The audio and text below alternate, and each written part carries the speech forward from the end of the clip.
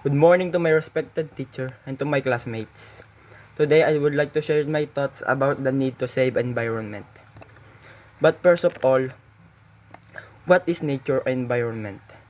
Environment, the surrounding in which we live. It is the source of our life. Our whole life is dependent on the environment. It directs our life and determines our power, growth, and development. Good or bad quality of social life depends on the quality of our natural environment. But before I continue, I just wanted to share it with you.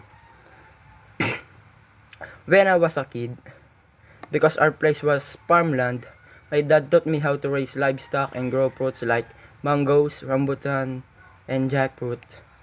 And at times, that is when I realized that nature or the environment is very important to people like us.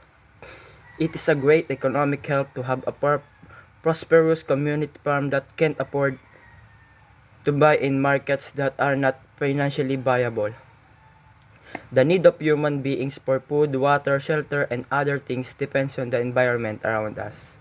There is a balanced natural cycle exists between environment and lives of human being, plants, and animals. But what have people done? Human society is playing vital role in degenerating the natural environment which in turn negatively affects the lives of this planet. All the human actions in this modern world directly impact the whole ecosystem. All the actions have brought a big change in the planet which resulted in many environmental problems. Increasing inventions of new technology has changed the interaction of people with environment which permits more population to grow.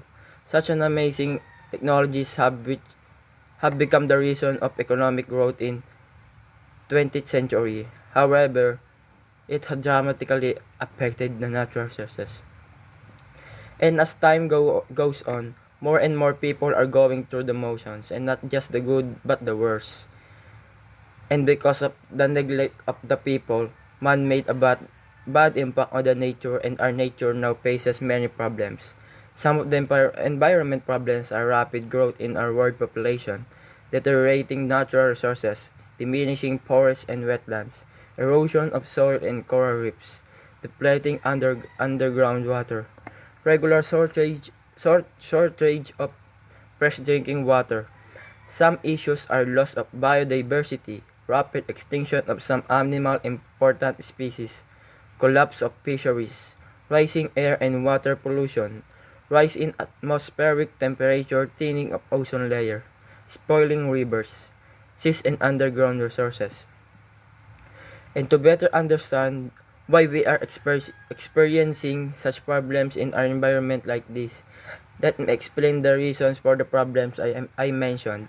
First, our population is growing rapidly. Why? Because of unplanned families growing and growing but not living well. So, so if you want to build a family, do it with planning. We are increasing in numbers but not increasing our food supply. And as our population grows, we are more and more at risk of damaging environment. The growth of the human population is the root cause of all the problems of our nature, and hence the problem of nature begins with us humans. Growing the population is the cause of all this. Second, deteriorating the natural resources, diminishing forests and wetlands. Depleted or diminish our forests and wetlands. This is because we build so many buildings, and for this reason, we are not afraid to deplete our forests that providing fresh and clean air. We are not afraid to flood. We are part We are not afraid to lose fruit. We are not afraid to lose impoverished animals. We are only thinking about improving our economy but not thinking about safety of our environment. But if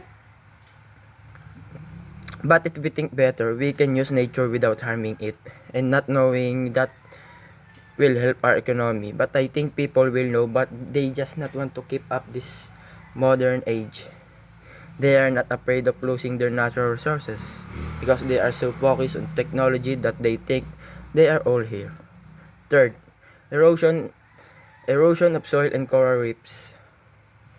Due to the depletion of trees and forests, soils are prone to flooding and can be easily damaged by floods of water.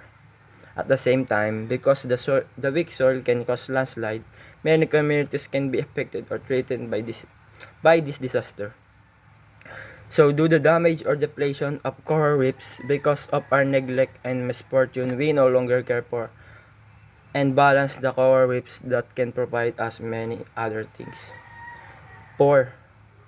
Port shortage of fresh drinking water. Because of this, we humans are also affected by our neglect. We run out of clean drinking water and hence many people suffer from water shortage. Why this is happening? Excuse me. According to Wikipedia, water scarcity is the lack of fresh water sources to meet water demand.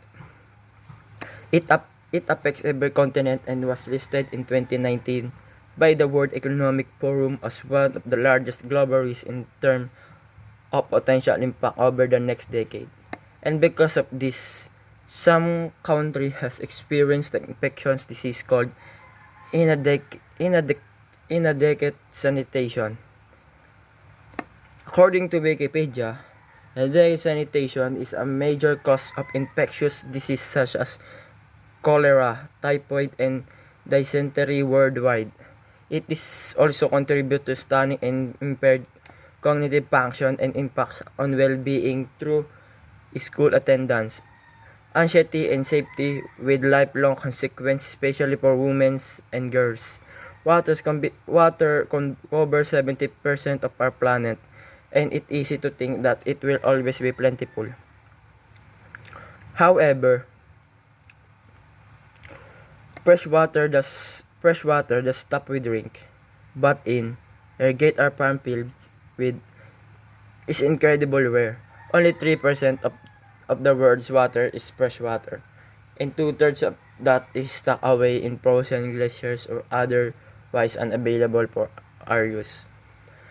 As a result, some of 1.1 billion people worldwide lack access to water, and a total of 2.7 billion find water scarce for at least 1 month of the year.